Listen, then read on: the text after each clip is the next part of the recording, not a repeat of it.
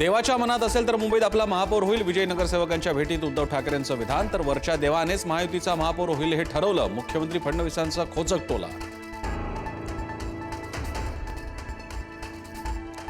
मुंबईत अडीच वर्ष महापौरपद द्यावं. शिंदे सेनेच्या नगरसेवक आणि नेत्यांनी व्यक्त केली इच्छा. बाळासाहेब ठाकरे यांच्या जन्मशताब्दी वर्षानिमित्त शिवसेनेचा महापौर बसवावा अशी कार्यकर्त्यांची इच्छा. शिंदेची शिवसेना मुंबईतील सर्व विजयी नगरसेवकांना वांद्र्यातील ताज लँडसेंड हॉटेलमध्ये ठेवणार. खबरदारी म्हणून पुढील 3 दिवस नगरसेवकांना हॉटेलमध्येच मुक्कामी ठेवणार.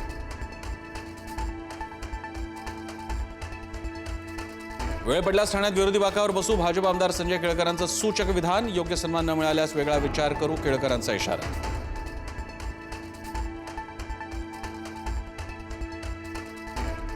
मुंबई महापालिकेतील विजयी उमेदवारांनी घेतली ठाकरे बंधूंची भेट. शिवतीर्थावर मनसेच्या नगरसेवकांचं राज ठाकरेंकडून अभिनंदन. मातोश्रीवरही विजयी नगरसेवक भेटीला.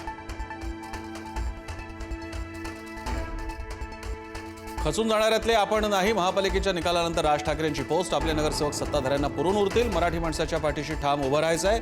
राज ठाकरेंचं कार्यकर्त्यांना आवाहन.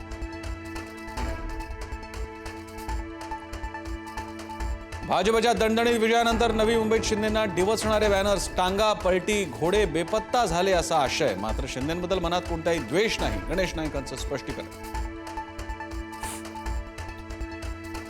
एकनाथ शिंदे जयचंद झाले नसते तर मराठी द्वेष्टा भाजपचा मुंबईत महापौर बसला नसता. खासदार संजय राऊत यांची टीका. बाळाजी पंतचे नातू शिंदेंना मराठी माणूस माफ करणार नाही. राऊतांचा घणाघात.